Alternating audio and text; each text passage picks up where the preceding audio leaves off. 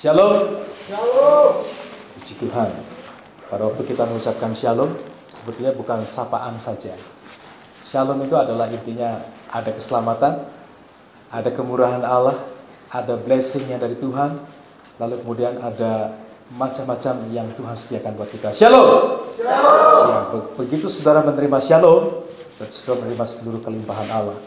Baik, hari ini adalah topik tentang gambaran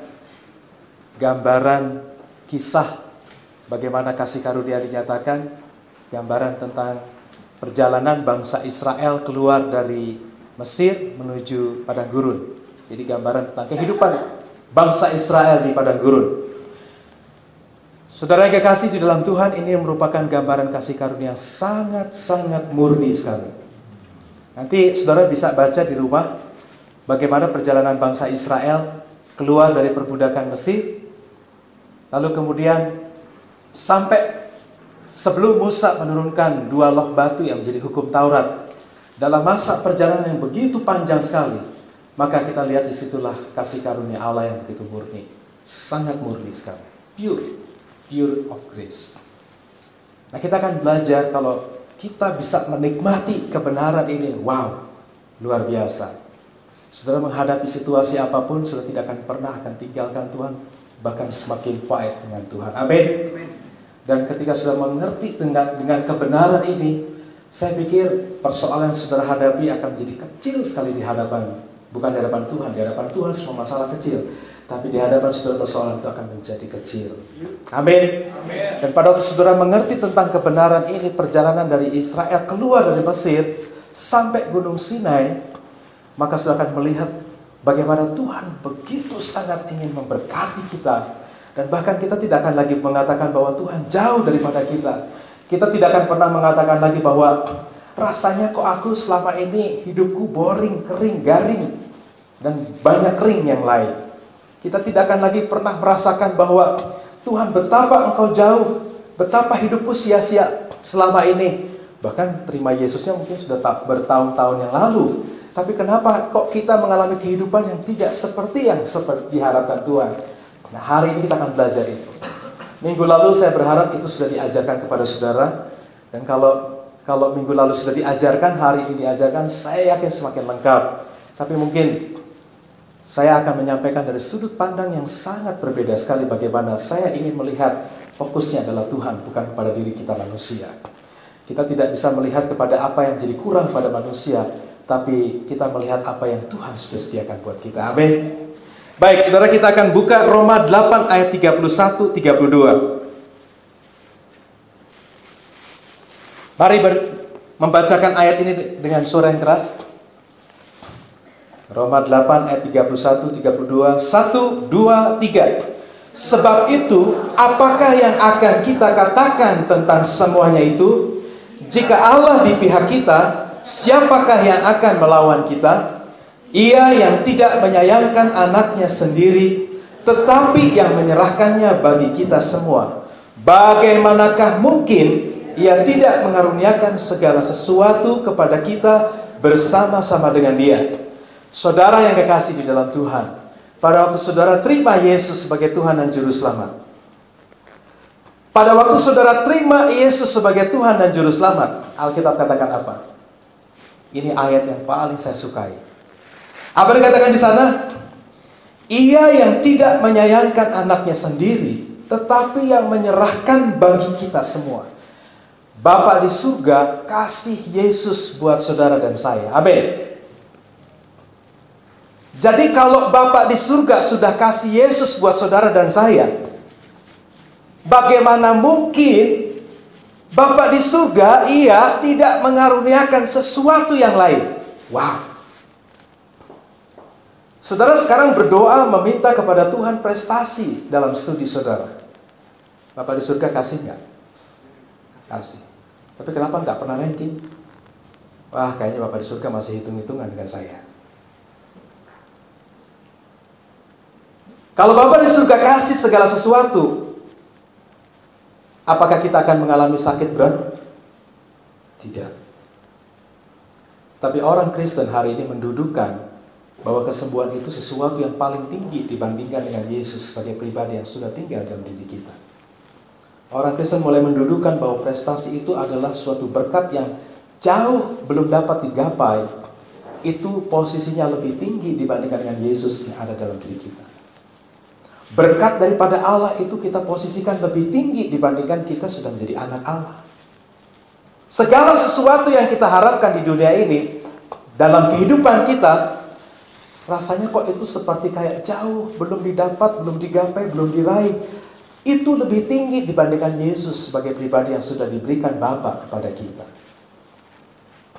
Alkitab mengatakan, di dalam Yesuslah, Dia Jehovah Jireh, Dia Jehovah Rafa, Dia Jehovah Tsidkenu, Dia Allah yang memberkati, Dia Allah penyembuh, Dia Allah sumber segala sesuatu.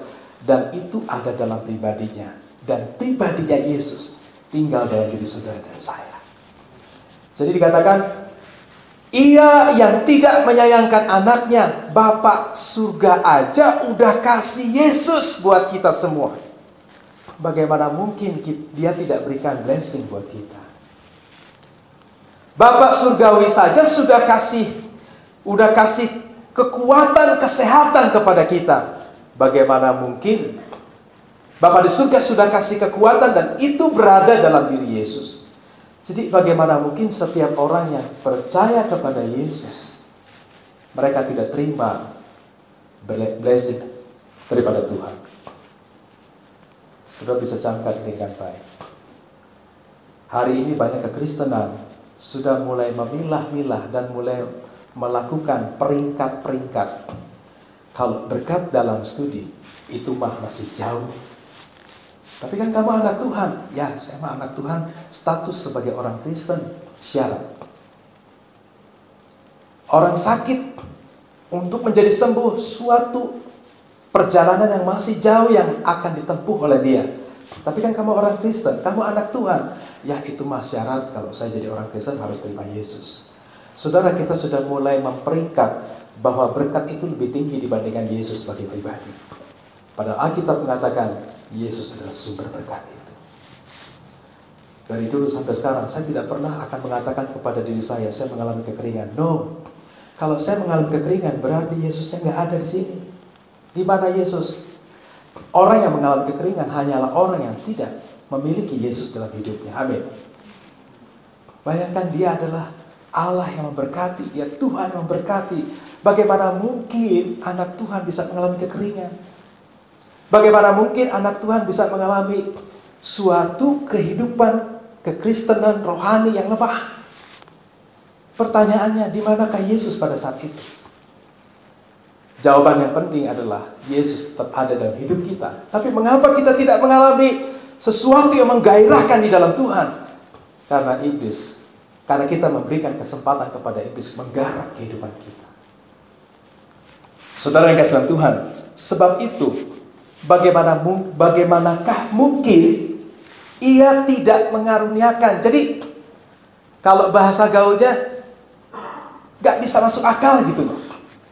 Bagaimana mungkin kalau Tuhan tuh gak kasih berkat? Bagaimana mungkin kalau Tuhan tuh tidak kasih kesehatan? Bagaimana mungkin kalau Tuhan tuh tidak kasih keberhasilan, kesuksesan kepada kita? Sementara itu semua ada di dalam pribadi anaknya Yesus. Dan pribadi anaknya Yesus oleh Bapa udah dikasih sama kita. Bahkan mati buat kita. Wow. Saya kalau baca firman Tuhan ini, gairah itu semakin melambung tinggi dengan Tuhan. Sekarang pertanyaannya, Yesus ada di mana? Kalau Yesus memang tidak di dalam kehidupan kita, ya memang tidak mungkin kita di blessing. Kita tidak mungkin mengalami berkat Tuhan melimpah. Kita tidak mungkin mengalami prestasi di sekolah. Kita tidak mungkin mengalami kesehatan dan kekuatan pada Tuhan. Kita tidak mungkin akan mengalami hidup yang betul-betul fight dalam Tuhan. Orang di luar Tuhan, mereka mengalami itu. Tapi kita di dalam Tuhan, semangat kita tetap membara. Amin. Satu kisah yang dinyatakan di dalam perjalanan bangsa Israel. Israel keluar dari perbudakan Mesir. Kita sudah tahu cerita itu. Tapi begitu mereka keluar dari perbudakan Mesir, mereka dikejar oleh Firaun dari belakang. Dikatakan di sana bahwa Keluaran 14 ayat yang ke-10 sampai 11 dinyatakan di sana, ketika Israel keluar dari perbudakan Mesir, maka sampai tulah yang ke-10 itu sudah dinyatakan, maka Firaun melepaskan bangsa Israel. Kita tidak punya banyak waktu untuk membicarakan tulah 1 sampai tulah ke-10.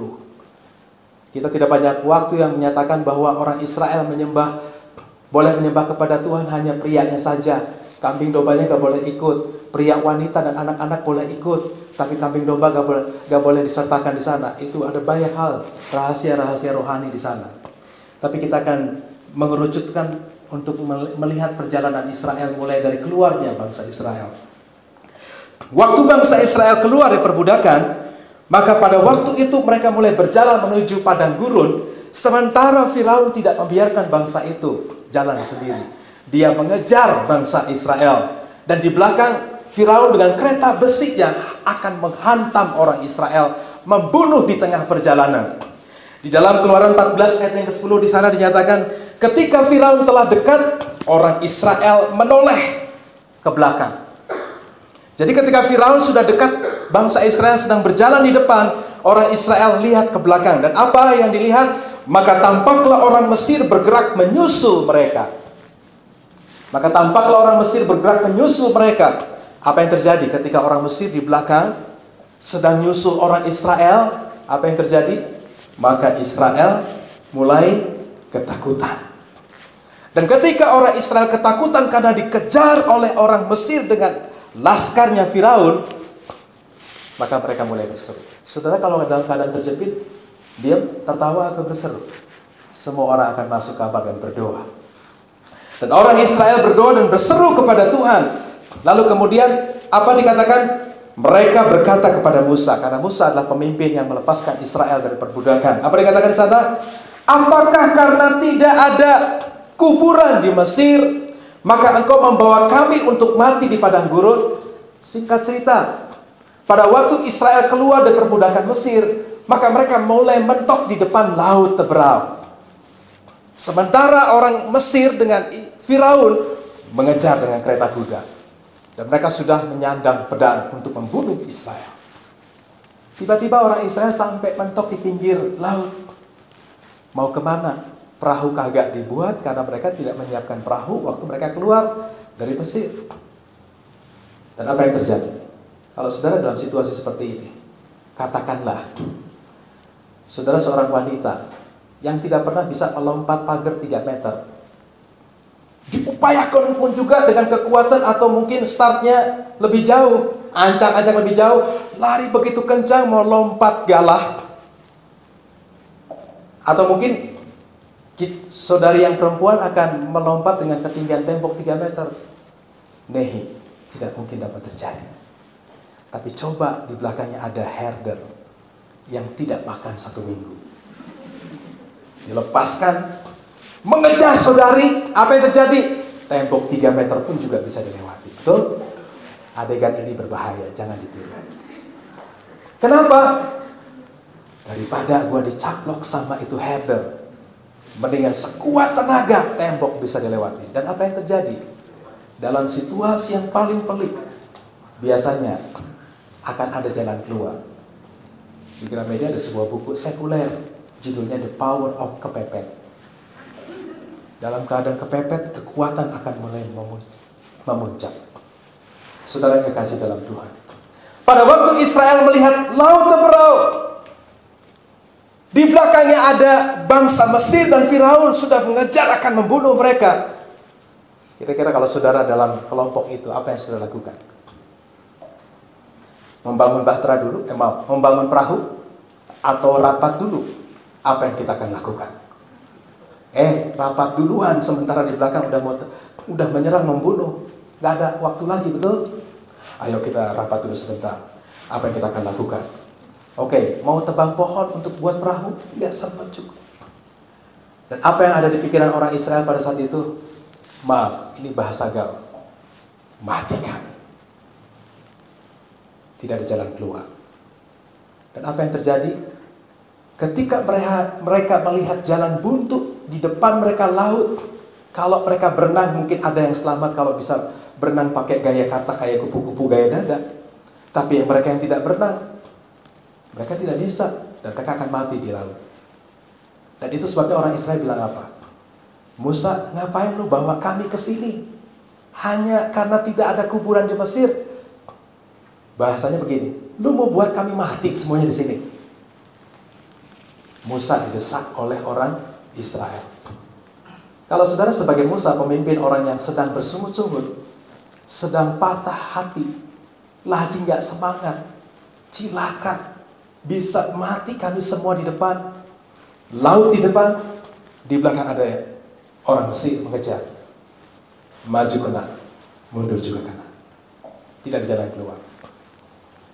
Makanya mereka marah kepada Tuhan. Dan apa yang terjadi? Ketika orang Israel bersungut-sungut kepada Tuhan, mereka marah kepada Tuhan, seolah-olah keluar dari Mesir bukannya untuk cari selamat, tapi untuk cari mati. Pernah sudah mengalami situasi seperti ini? Melakukan yang benar, salah. Apalagi melakukan yang salah, semakin salah. Apa yang terjadi saudara yang kasih dalam Tuhan? Kalau kita baca di dalam ayat yang keluar pasal ke-14, ayat yang ke-16, maka Tuhan memerintahkan Musa mengangkat tongkatnya ke atas laut terbelah, dan akhirnya pada waktu itu laut itu terbelah menjadi dua. Di saat yang pelik, di saat situasi genting, manusia tidak bisa melihat jalan keluar, Allah yang baik itu bermurah hati pada kita. Bukan karena upaya dan bukan karena usaha kita, bukan karena ketaatan kita. Kalau dibilang ketaatan bangsa Israel, mereka pembuat dosa semua di Mesir. Apakah karena mereka semuanya sudah kudus dan sudah suci? Mereka justru saling bunuh-bunuhan di Mesir. Allah gak lihat itu. Yang Allah lihat adalah rencana, karena Dia Allah yang baik. Allah mesti belah laut terbelah untuk menyelamatkan umatnya. Bukan karena umatnya tidak membuat dosa. Orang Israel di Mesir membuat dosa kabeh.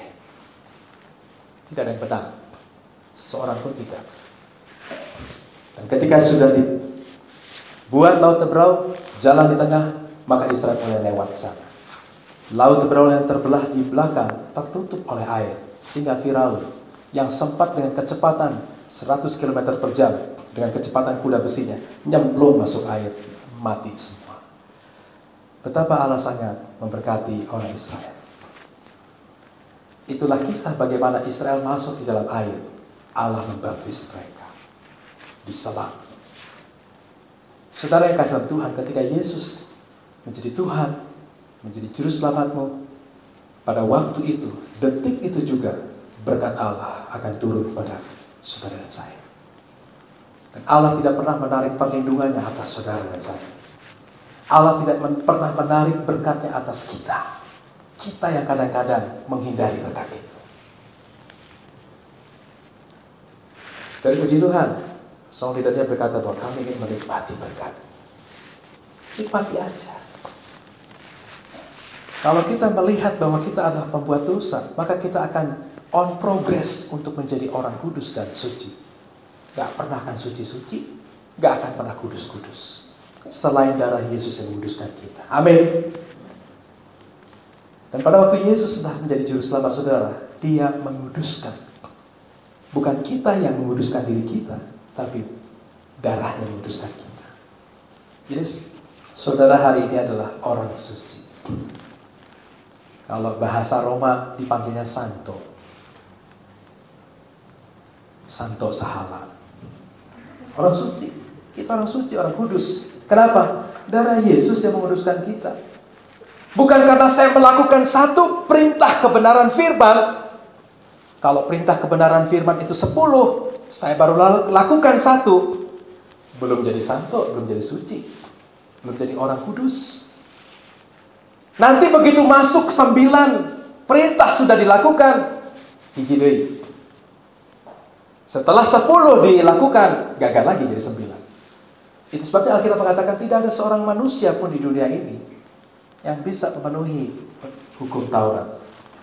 Tapi Yesus datang menggenapi hukum Taurat supaya saudara dibenarkan di hadapan Allah. We are righteousness of God. Kita adalah kebenaran Tuhan. Jadi orang Israel itu bersungut-sungut. Waktu Israel bersungut-sungut, seperti tidak ada jalan keluar, Allah memberkati mereka. Laut dibelah jadi dua. Saudara pernah menghadapi satu situasi pelik di mana tidak ada jalan keluar, rasanya dipikir-pikir udah nggak ada jalan keluar lagi? Ingat satu lagu yang diciptakan oleh Don Moon, sahabat saya. Saya kenal dia tapi dia tidak kenal saya. God will make a way where there seems to be no way. Teruskan dalam hati. Allah buka jalan ketika tidak ada jalan yang dapat dilihat oleh manusia. Saya bersyukur bisa mengalami kebaikan Bapa di mana jalan dibuka oleh Tuhan semua. Kalau mau marah bisa marah, tapi Allah yang memberkati lebih daripada apa yang dipikirkan manusia. Israel saja bersungut-sungut, Bapak berkati. Tapi bukan berarti saudara kalau bersungut-sungut Bapak berkati. No, bukan begitu. Di dalam Yesus kita sudah berubah attitude, sikap berubah. Apa yang dikatakan, apa yang terjadi lagi pada perjalanan berikutnya? Israel menggerutu lagi. Setelah mereka melewati Laut Teberau, setelah mereka melihat mujizat Tuhan yang besar, Israelnya menggerutu lagi. Apa gerutu Israel setelah mereka keluar dari Laut Teberau? Harusnya mereka ketika keluar dari Laut Teberau, oh my God, thank you, puji Tuhan, Allah kita Allah mujizat luar biasa. Semakin semangat gak ikut Tuhan? Semangat. Tapi Israel apa yang terjadi? Mereka bersungut-sungut lagi. Orang Israel kerjanya marah melulu. Apa yang mereka gerutukan kepada Tuhan, mereka bersungut-sungut kepada Tuhan.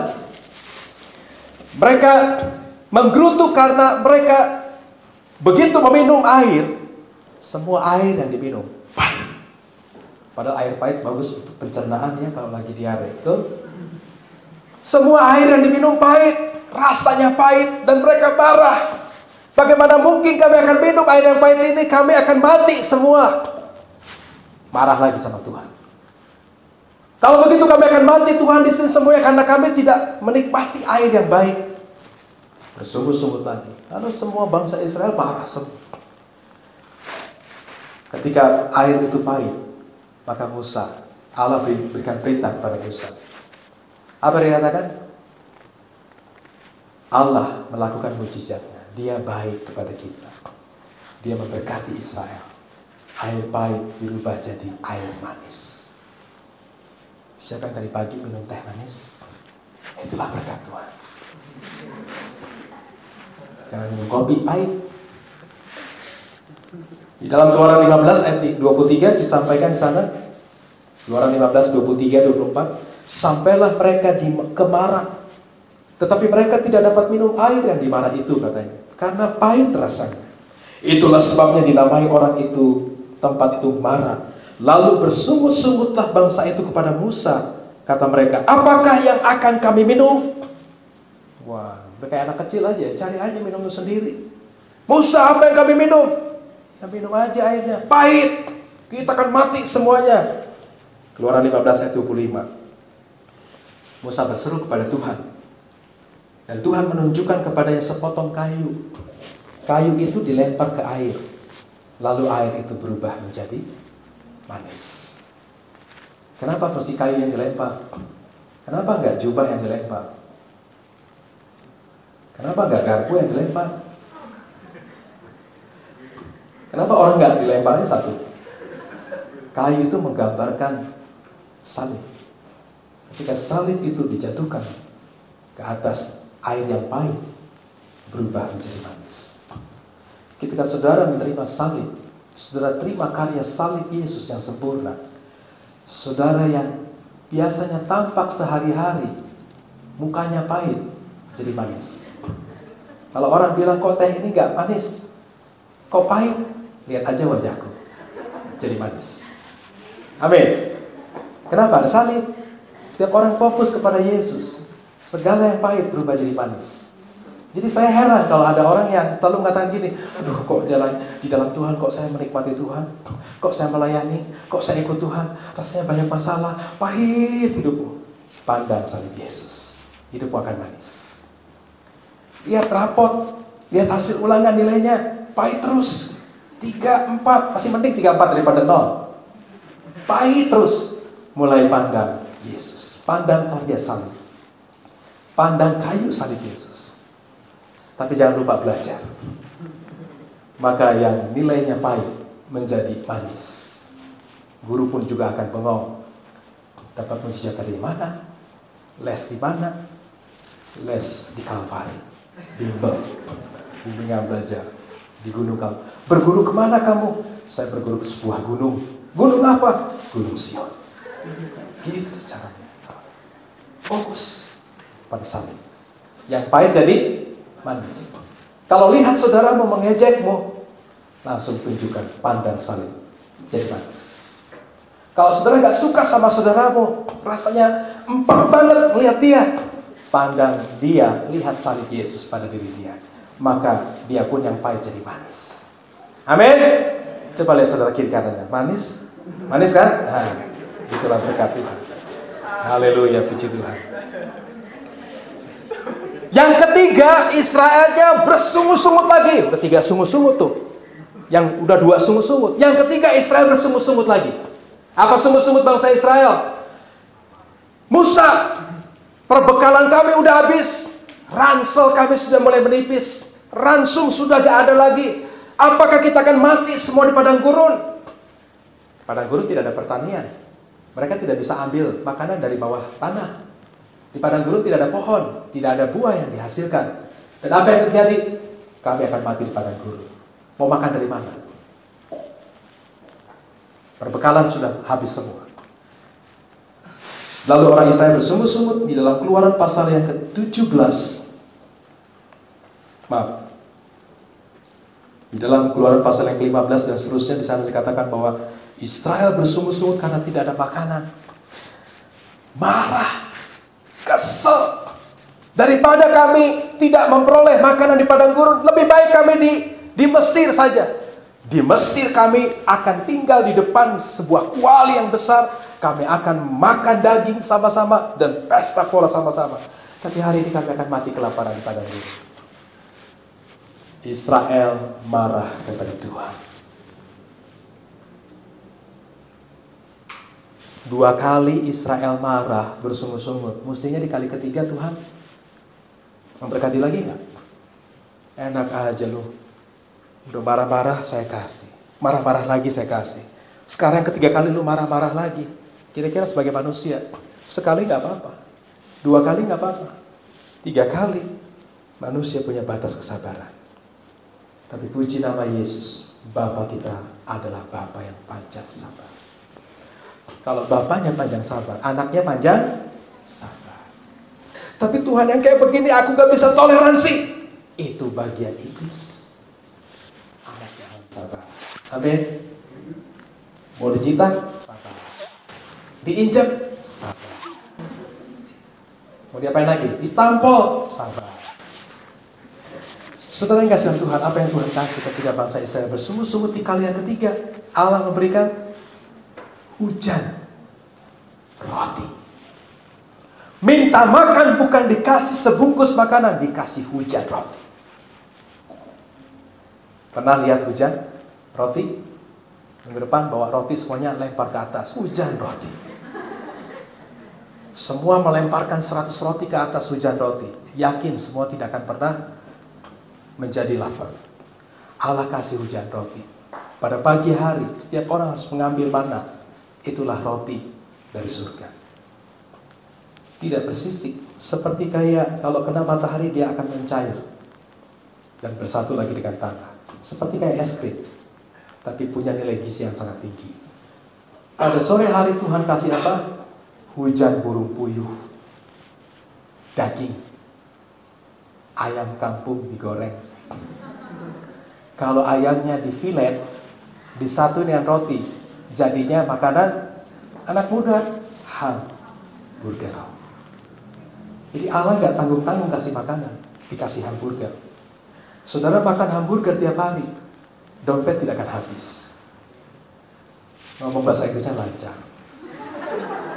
Karena makanannya makanan orang barat. Amin. Bersungut-sungut kepada Tuhan, Allah kasih makanan. Nggak tanggung-tanggung, hujan roti dikasih. Jadi dia bilang, Tuhan betapa malangnya nasibku. Itu lagu dangdut. Tidak ada yang malang dengan hidup kita. Bapak kita sudah memberikan Yesus. Bagaimana mungkin dia nggak kasih yang lain? Makanya Alkitab katakan Roma 8:32, bagaimana mungkin dia tidak kasih blessing? Dia tidak kasih kelimpahan berkat, anaknya aja dikasih. Apa sungut-sungut Israel yang berikutnya? Kalau saudara sebagai Musa, gendek gak lihat orang Israel kayak gini? Dipimpin kok marah dulu, dipimpin kok marah, dikit-dikit marah, dikit-dikit marah. Kok marahnya dikit-dikit? Gak banyak itu, banyak marah terus. Tapi Bapak kita penuh dengan berkat, amin. Jadi jangan pandang bahwa Bapak kita tuh sangat keren, kejam, tidak berkati kita. Bapak kita berkati kita. Dalam situasi apapun, Bapak kita berkati kita. Kemudian Israel menggerutu kembali. Mereka tidak punya air minum. Yang pertama mereka punya air tapi pahit. Nah sekarang mereka tidak punya air sama sekali. Mereka kehausan. Di dalam Keluaran pasal yang ke-17 diceritakan di sana, hauslah bangsa itu. Keluaran 17 ayat yang ketiga. Hauslah bangsa itu akan air di sana. Bersungut-sungutlah bangsa itu kepada Musa dan berkata, mengapa pula engkau memimpin kami keluar dari Mesir untuk membunuh kami, anak-anak kami, ternak kami dengan kehausan? Wah, sekarang urusannya bukan lagi dengan manusia, ternak juga haus. Kalau ternak haus nggak tahu deh suara ternaknya kayak apa, melolong. Mbeknya mengembiknya saking do, titiknya di atasnya 2, tinggi sekali, sangat haus. Manusia kekurangan air bisa lemas dan bisa mati. Binatang juga demikian. Apa yang terjadi di ayat berikutnya, ayat yang ke-6 dikatakan, maka aku akan berdiri di sana di depanmu. Pukullah gunung batu itu. Dan pada waktu gunung batu itu dipukul oleh Musa dengan tongkatnya, keluarlah air. Ketika bangsa Israel 4 kali bersungut-sungut, marah terus. Ada di antara saudara yang sering begini, ngedumel di hadapan Tuhan. Tuhan, kenapa sih? Kenapa aku begini? Kenapa Tuhan? Aku rasanya lemah, tidak berdaya. Minumlah. Kenapa aku tidak semangat? Kenapa Tuhan? Makanya sebelum pelayanan memberkati orang yang 5.000, murid-murid berkata, Tuhan suruh aja mereka pulang semua. Hari telah gelap dan sudah menjadi malam. Tidak, kau berikan mereka makan. Yesus harus memberkati mereka dulu. Amin. Jadi kalau sudah lemah, tidak berdaya, ya makan. Sehari 3 kali. Kalau lebih, berikan kepada yang kurang. Tambahkan di sana vitamin. Olahraga rajin. Amin. Supaya apa? Supaya semangat. Lalu ketika mereka marah-marah lagi kekurangan air, airnya keluar dari gunung batu. Dan Tuhan memberkati mereka. Maka dikatakan di dalam ayat yang ke-7, demikian, dinamailah tempat itu Masa dan Meriba, oleh karena orang Israel telah bertengkar, dan oleh karena mereka telah mencobai Tuhan dengan mengatakan, adakah Tuhan di tengah-tengah kita atau tidak? Mereka bilang, Tuhan gak ada di tengah-tengah kita. Itu sebabnya disebutlah tempat itu Masa dan Meriba. Saudara perhatikan, 4 sungut-sungut bangsa Israel, marahnya Israel, berontak kepada Tuhan. Apakah Tuhan tidak memberkati mereka? Semakin bangsa Israel bersungut-sungut, semakin bangsa Israel marah kepada Tuhan, semakin bangsa Israel tidak percaya kepada Tuhan, semakin bangsa Israel kesal dengan Tuhan, semakin bangsa Israel melakukan itu, semakin Allah menunjukkan demonstrasi kebaikan. Apalagi kalau Israel nggak marah. Wah, inilah kasih karunia yang sangat murni. Manusia berdosa, Roma 6:23, upahnya maut. Harusnya Allah bilang begini, harusnya nih, kalau Allahnya Allah yang lain, enak aja loh diampuni, lu pembuat dosa mati. Tapi Yesus, Allah bilang apa? Yesus anakku, turun, aku sayang sama umatku. Hari ini sudah di dalam Yesus adalah anak kesayangan Tuhan. I am God's beloved son. Setiap hari saya selalu mengatakan, Tuhan, aku anak kesayangan. Karena Tuhan telah menjumpai diri saya dan saudara. Dan dia memberikan anaknya Yesus. Dia tidak sayangkan anaknya Yesus. Dia berikan kepada saya. Bagaimana mungkin kalau Yesus anaknya sudah diberikan kepada saya, Allah gak karuniakan hal yang lain? Jadi, Bang, saya hidup diberkati. Ya iyalah. Masa iya dong? Jadi saya hidup penuh dengan keberhasilan. Ya iyalah. Anaknya dikasih kok. Masa saudara akan diadopsi oleh seorang yang berlimpah dengan kekayaan tinggal di istana? Sudah akan pakai pakaian compang-camping terus. Anak yang hilang aja pulang ke rumah. Dia sudah makannya makanan babi. Anak yang pulang ke rumah bapaknya nggak pernah berpikir dia ingin bertobat. Ada banyak hal yang disampaikan salah di dalam kebenaran ini. Anak bungsu yang hilang itu pulang ke rumah bapak, nggak ada niatan untuk bertobat. Baca di Alkitab.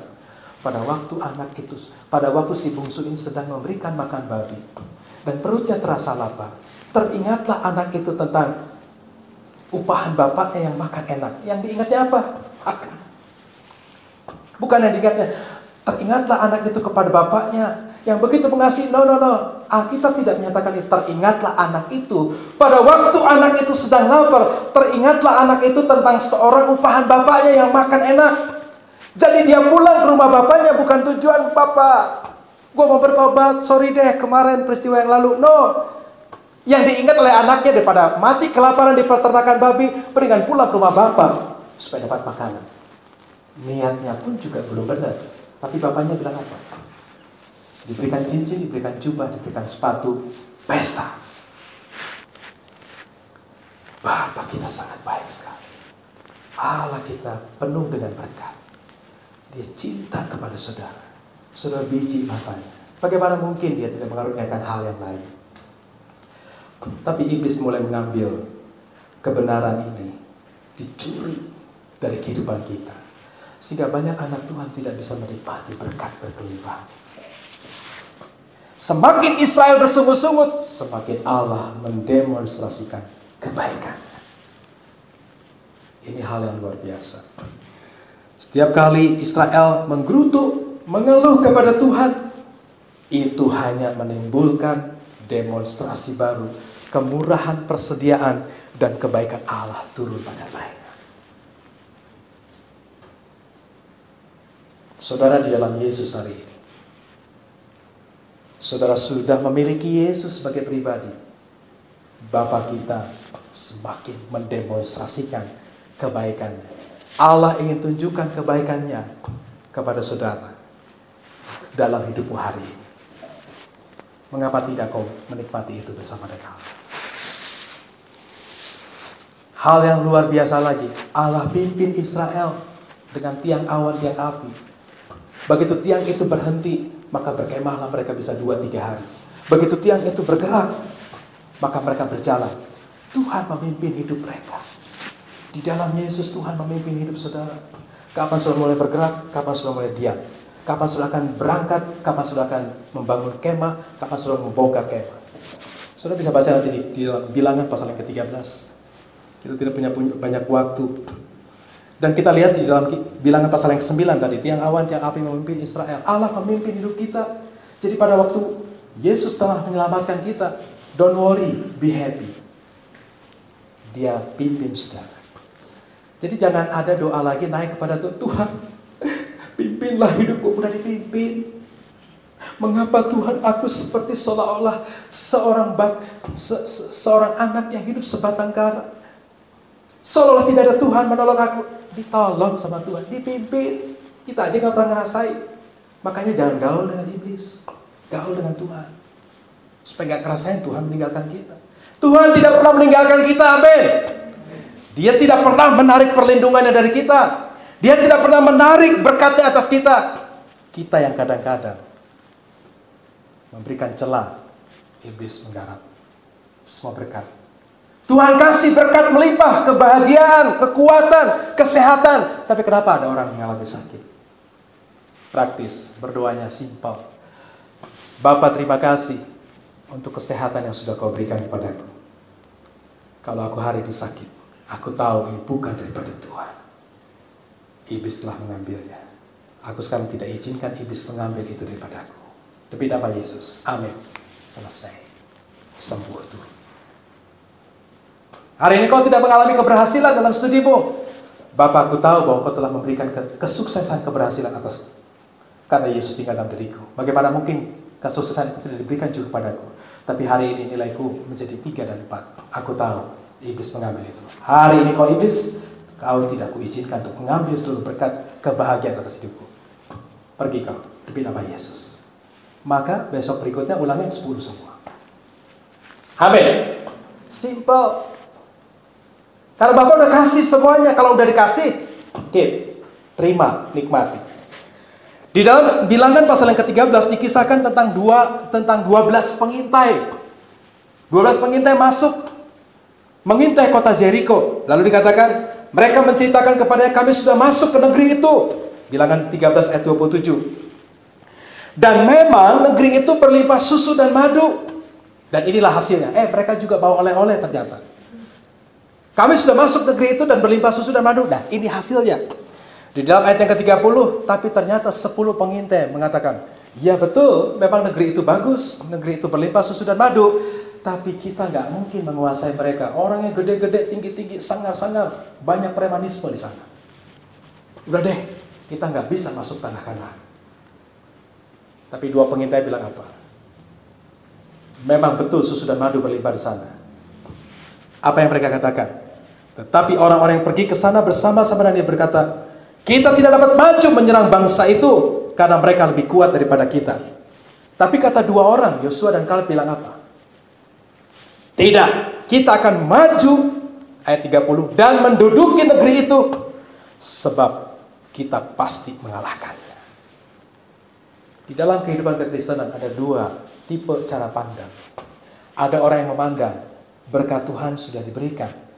Semua anak Tuhan berpikir berkat Tuhan sudah diberikan. Allah memberkati, Allah melindungi. Tapi tipe pertama mengatakan apa? Tapi gak mungkinlah kita bisa menikmati semuanya. Kita gak mungkin bisa menyelami semua berkat Tuhan. Sedikit sih bisa, tapi semuanya tidak. Tapi Yosua dan Kaleb hanya 2 orang yang sedikit dibandingkan yang lain yang banyak mengatakan semua sudah diberikan. Karena Allah sudah berikan kepada kita. Di posisi mana sudah akan berdiri? Di posisi 2 orang yang mengatakan kita akan baik semuanya. Atau di posisi 10 orang lebih banyak. Kawannya kita ya kawannya. Bener ya, tuh kan kita gak diberkati. Kemarin aja saya begini. Orang yang gagal selalu mencari teman yang gagal juga.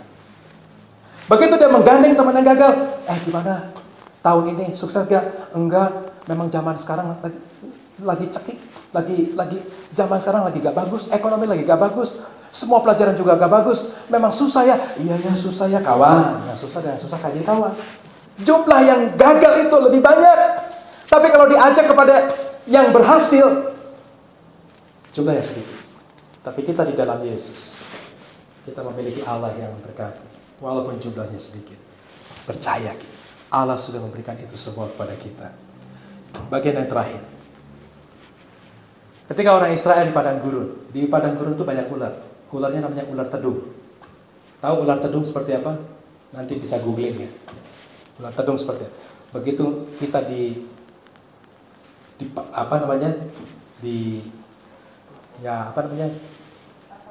dipacok gitu.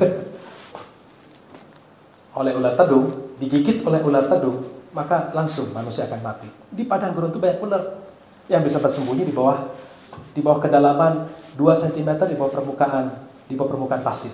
Tiba-tiba dia akan walaupun bukan orang India, orang Israel, ular bisa begini juga. Setiap kali ketika mereka dipagut oleh ular, Israel mati. Di dalam ayat yang Bilangan pasal 21, lalu Tuhan menyuruh ular-ular tedung ke antara bangsa itu, memagut mereka sehingga banyak orang yang mati.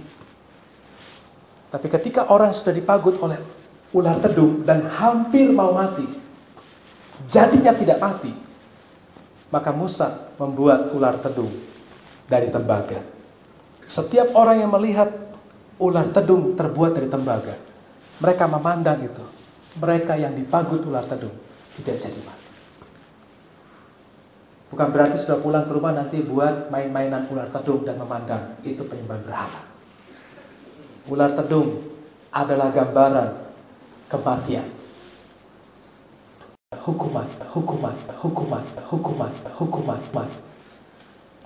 Yesus telah mati buat kita. Dan dihukum oleh karena dosa-dosa kita. Saudara pandang salib Yesus. Maka manusia yang memandang salib Yesus tidak binasa. Melainkan beroleh hidup yang kekal. Bukan hanya hidup kekal, berkat melimpah. Jadi hari ini, kalau saudara dalam keadaan boring, dalam keadaan sudah gak enak badan, gak senang dengan situasi rohani apapun, pejamkan mata saudara. Pandang Yesus. Yohanes 3 ayat 14-16 saya akan bacakan ayat ini. Sama-sama kita bacakan. Yohanes 3 ayat 14 sampai 16.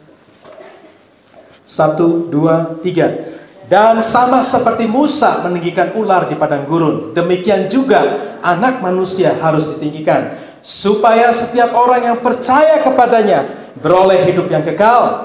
Karena begitu besar kasih Allah akan dunia ini, sehingga ia telah mengaruniakan anak yang tunggal, supaya setiap orang yang percaya kepadanya tidak binasa, melainkan beroleh hidup yang kekal. Saudara, Yesus telah menjadi Tuhan dan Juru Selamat. Tapi ada banyak orang tidak mengalami Yesus sebagai Tuhan dan Juru Selamat. Bapa kita, Bapa yang baik. Galatia pasal yang kelima, yang keempat dikatakan, kamu lepas dari Kristus. Galatia 5 ayat 4. Kamu lepas dari Kristus. Lepas, tinggal, keluar dari Kristus. Jikalau kamu mengharapkan kebenaran oleh karena hukum Taurat. Apa kebenaran hukum Taurat? Usaha diri, upaya diri. Untuk mencapai Tuhan kita pakai upaya kita. Dikatakan kita lepas dari Kristus. Dan dikatakan kita hidup di luar kasih karunia. Hanya hidup di dalam kasih karunia sudah bisa menikmati berkat yang melimpah. Roma 6 ayat 14 dan 15 dikatakan di sana. Roma 6 ayat 14 15. Sebab kamu tidak akan dikuasai lagi oleh dosa.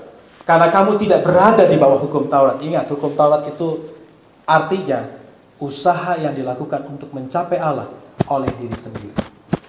Kasih karunia adalah usahanya Allah untuk menggapai kita. Nah, hukum Taurat adalah usaha yang kita lakukan untuk mengejar Tuhan. Tapi kasih karunia adalah Tuhan yang kejar kita. Tuhan yang ingin berkati kita. Sebab kamu tidak akan lagi dikuasai oleh dosa, karena kamu tidak berada di bawah hukum Taurat, tetapi di bawah kasih karunia. Karena Yesus mati buat kita, itulah kasih karunia. Jadi bagaimana? Apakah kita akan berbuat dosa karena kita tidak berada di bawah hukum Taurat, tetapi di bawah kasih karunia? Sekali-kali tidak. Orang yang mengalami kasih karunia tidak berbuat dosa. Apakah dari zaman dulu sampai sekarang orang berbuat dosa? Orang bisa berbuat dosa, tapi tidak dikuasai oleh dosa. Orang yang belum lahir baru terima Yesus, mereka dikuasai oleh dosa. Tapi kita di dalam Tuhan tidak dikuasai oleh dosa.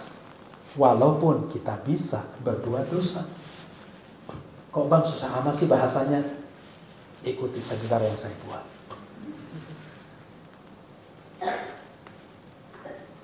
Orang dunia dikuasai dosa, dicengkram. Kalau ini manusia dicengkram oleh dosa. Udah pasti produknya adalah berbuat dosa karena dikuasai. Tapi setelah kita di dalam Tuhan, yang menguasai kita bukan dosa lagi, tapi Yesus. Produknya apa? Kebaikan, kemurahan.